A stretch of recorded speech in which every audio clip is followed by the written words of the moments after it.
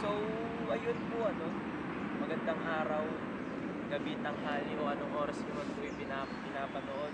Maraming salamat po sa nanonood nyo sa aking video. And ngayon, sa ating video ay pag-uusapan natin ang pros and cons ng motor na ito, which is Monarch RM125ST ba? Kasi yun dyan, nakalimutan ko na yung motor ko eh.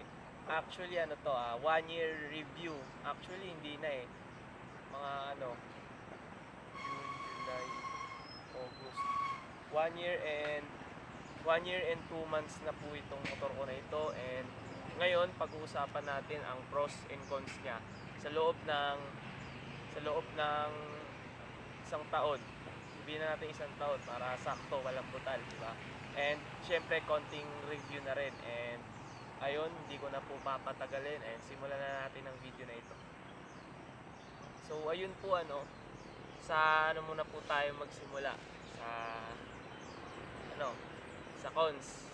Syempre, para kung balak yung bilihin itong motor na to, syempre alam niyo na agad yung parang yung mga consequences ng mga bagay-bagay na dapat yung alalahanin sa pagbili ng ganitong motor na to, sa pagbili ng motor na ito. Ayun lang.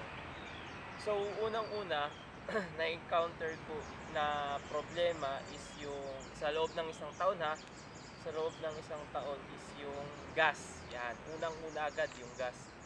Para wala nang paligoy-ligoy pa. So, nung una ko siyang binili,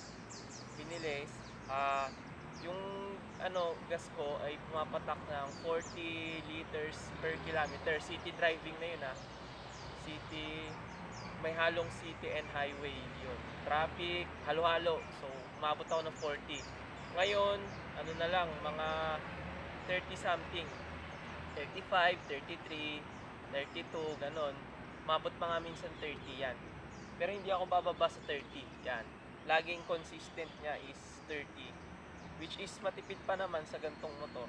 Pero namimiss ko lang yung ganong tipid niya na umabot ng 40. So, ayun lang. And may mga naman siguro dun, may mga remedy na pwedeng gawin para bumalik sa pagkatipid niya. Ayun. So, ayun. Sasabihan ko na lang rin kayo ng mga ginawa kong mga solusyon sa naging cons ko sa motor na ito. So, ayun. Pangalawa is yung syempre sa sobrang tagal ng panahon, hindi mawawala na, sa sobrang tagal, sa sobrang tagal ng panahon na ginamit natin ng motor na ito, ulan, init, ano pa ba, putik, yan. Syempre, hindi mawawala yung kalawang, yan. Syempre, ibang bolts nito, parts parang may kalawang na agad yun, yan. So, pwede na naman natin bilihan siya ng mga bagong bolts, nasa sa inyo na yan kung anong balak nyo or what. Pero yun, mga napansin ko lang sa motor na ito, yun, kalawang, yan.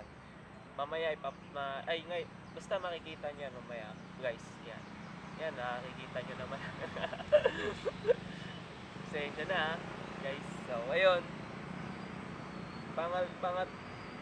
Pangatlo is yung paano ba to? Preno. Though okay naman siya. Pero at the same time hindi ako na satisfy sa preno niya. Pwede naman siyang palitan ng disc brake or disc brake. Magandahin yung preno kasi medyo nahihinaan ako sa stopping power niya ng preno. Kasi bibilit ka tapos may preno ka bigla, di ba? So parang gusto mo agad na malakas yung preno mo pero hindi siya yung sobrang lakas katulad ng mga disc brake. Tsaka ang pansin ko lang kapag yung halimbawang tawag dito na pag umuulan siya, guys, yung mga drum brake na gulong na preno, kumbaga siya, ang lakas yung niya, konting pisil lang na sa preno, mapaharap or likod, talagang gaganon ka eh. Kumbaga ang hirap niyang kontrolin, kumbaga basa yung loob. Ewan ko guys kung alam niyo yun, parang kung niya yung mga ganon. So ako kasi pag pepreno ko na maulan yan, pak, grabe, ang lakas ng preno. hindi ko naman hinihiling ng ganung preno, pero kasi nakakagulat yung ganung preno, bigla ang lakas habang umuulan eh, no? So, ayun, ah, though okay naman siya, kung ano lang, kung pros, ano to siya, para sa akin yung preno, 50-50 lang, hindi siya cons na sobra, hindi rin siya pros na sobra. So, ayun siya sa akin, guys. So, kayo na, kung nasa sa inyo na yan kung anong hatol nyo, basta ito yung review ko. And, ayun lang yung opinion ko. And, next is yung unang na-encounter ko sa motor ko na problema talaga is yung bigla akong namamatayan. Ayan. Ano na nga yung ginawa kong solusyon doon? Ang naalala kong ginawa kong solusyon doon is, yun, madumi lang pala yung karburador ko. Ayan. Tsaka, na ano, ang hirap i-start, ganun. Yan, bigla ako, di ba nagmo-motor tayo, tapos, bigla siyang, ano, halimbawa, mapa-neutral ka lang, or mapahinto ka lang saglit, bigla siyang namamatay, ganun yung parang experience ko na naranasan sa kanya nung mga nung nagdaang taon. Ayan, bigla siya namamatayan, and ayun, ang ginawa ko lang is yung nilinisan ko yung carburetor, yan. Ay, nagpalinis, hindi ako marunong maglinis pala. Sorry, yun. And yung ano, tonuhan niya ng idle, yan. Mababa yung minor, yun. In-adjust ko lang, madali lang naman yun eh. Yan. So, ayun. And next is yung ano, baterya. Though, okay naman yung baterya niya, guys. Nung mga una siya, kasi nagkabit ako dati ng MDL dito eh, mini driving light. Yan dito, guys, nagkabit ako ng MDL dito sa motor na to, and ayun, kasalanan ko rin eh, kaya humina yung baterya eh. Kaya ayun, lagi kong iniiwanang nakabukas, puro yun. Ay, hindi pala siya ano, ano ko yun, kabubuhan ko yun. So, X, hindi pala siya cons. Sadyang kabobohan ko lang pala talaga. Pero sinabi rin naman, parang may nagsabi sa akin na mekaniko, parang mahina rin daw talaga yung baterya ng stock. Ewan ko lang. So, pero hindi siya cons. Sadyang engots lang ako. So, ayun. And, lastly is yung, last na naging issue ko is yung wirings niya, guys. Kasi ang problema ko sa wirings nito, guys, masyadong exposed. Kumbaga, kita yung mga wires dito. Yan, kung makikita nyo dito. Exposed siya. So, ako na, gamit. Kapag nag-motor tayo, syempre, hindi maiiwasan na pag umuulan, nababasa yung mga wirings dyan. Wala, exposed talaga yun. Maganda, sana may parang cover ganun na hindi pangit tignan na cover na pwedeng para hindi siya mabasa yung wiring masira. Kasi nagka-problema ako, guys, sa ignition switch. Hindi siya kapag binubuksan mo, ayun pala, isa rin sa napansin ko, ignition switch. Kapag binubuksan ko siya, guys, ayaw niya mag-ilaw. Yan. 'Di ba dapat kapag ikot natin ang susi natin sa mga motor, ilaw yung natin, yung panel gauge, yan. Or what, kung anong tawag nyo. Ilaw siya, 'di ba? Akin hindi umiilaw, guys eh. So ayun, talagang inayos ko ang naging daw doon, daw yun. Parang ayun, kalimutan ko yung tawag eh na tama na specific sa kanya, pero at dahilan niya sa ulan, yan. Tapos yung signal lights ko rin, guys. Kung kapag tawag dito, hindi siya gumagana kapag iniikot ko ng, halimbawa, gusto kong kumanan. Tapos, yung kaliwang signal light, hindi siya gagana. Yun, ganun. Kasi may hazard to, guys eh. So, kapag hinazard ko yan, tapos yung, di ba dapat, kaliwa kanan yung ilaw niyan. Kapag kinanan ko, nawawala yung sa kaliwa. Ayun. Pero kapag kinaliwa ko yung motor, bumabalik yung ilaw niya. Ayun din na experience ko. Hanggang ngayon, hindi ko pa rin naaayos eh. ganun pa rin siya. Ayun na lang yung nababother ako. Yung sa signal light, tsaka yung sa gasolina. Yan, ayun na lang yung dalawang bagay na hindi ako na parang na satisfy. Then okay naman gasolina, nagagawan ko rin ng paraan yung sa signal lights kasi medyo ayos-ayos na to eh. May kinalikot-kalikot lang ako. Pero ganun pa rin siya eh, kapag kinakanan ko ng todo, nawawala yung ilaw niya sa kaliwa. Yan, nawawala yung ilaw niya sa kaliwa. Ewan ko sa tangaan ko lang yata sa pag-aayos or what. Ayun. Basta yun lang guys. So, ayun guys, nadako naman tayo ngayon sa pros niya. Well, wala na akong masabi. Unang-una, pogi na. Siyempre, hindi na ako panoorin nyo na lang guys yung mga unang video ko regarding sa motor na ito. Unang-una, yun nga, ang pogi. Madaling, una-una, pogi. Mabilisan na lang natin guys sa kasi, given naman itong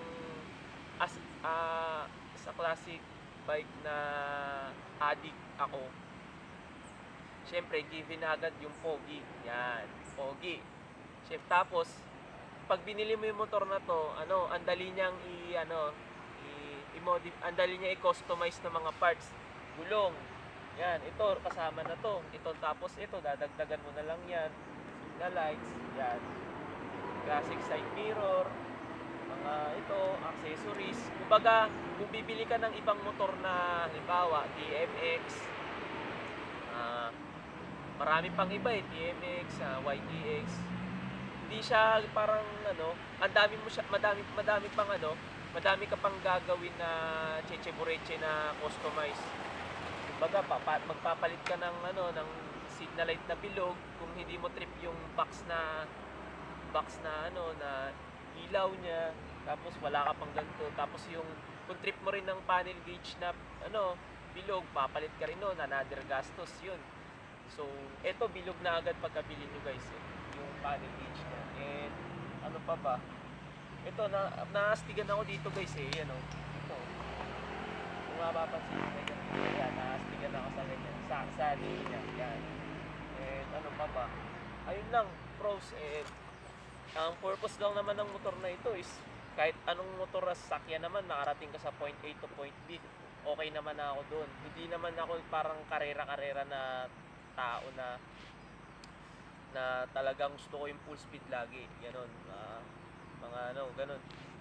Racing nga, ganyan. Hindi naman ako ganon. Yan. Hindi naman ako ganon guys. So, satisfy naman ako sa bilis niya. Pero kung pag tinodo mo siya guys, umabot siya ng 100 eh. Yun, okay na yun. Mabilis naman na yun sa motor. Oo, mabilis na yun. And, ayun, ano pa ba? Wala na akong masabi. Ayun lang yung pros niya. As a classic bike na mahilig mag-customize. Kung trip mo talaga mag-build ng classic bike, ito yung motor na para sa'yo. And mura lang siya guys 50,000. Ayun, so kung bibili ka halimbawa ng CR1, Keyway CR152, mahal nun. And swerte ka na lang makabili ka ng mga tino-tinong second hand na ganun motor. And ano pa ba, ganun, TMX, ibang model, ibang brand. Ako, trip ko talaga guys na motor noon dati pa, Keyway CR152. Kaso nagmahal ang mahal na ng presyo niya. So ayun, hindi naman ako basta ang trip ko lang kasi talaga guys is yung madaling i-customize na na motor, tapos wala ka na masyadong babaguhin yan. Ito yan, binago ko guys, gulong, wala na ako masyadong binago kasi yung gulong niya hindi siya yung pang scrambler. Ganun kasi yung trip ko guys scrambler. Gusto ko muna siyang scrambler. Gusto ko siya gawing cafe racer, kaso nga lang masakit sa likod guys, kaya wag stay tayo sa scrambler na build. And ayun lang guys, pogi, madaling i-customize, madali siya. And ayun, satisfy ako sa power niya. And ayun lang, kasi ayun lang naman yung mga napansin kong pros and cons sa motor na ito. And wala na akong masabi pa. And ayun lang, sana kung isa kayo sa bibili nito, nakatulong ako yung video na ito sa mga bagay na gagawin nyo sa mga motor nyo, o kahit hindi man ito yung bilhin yung motor, and natulungan ko kayo na mag-isip, gano'n. Panoorin yung mga videos ko, binigyan ko na ideas, paano mag-build ng scrambler, and etc. So, ayun guys, maraming salamat sa panonood, and see you in next video. Thank you!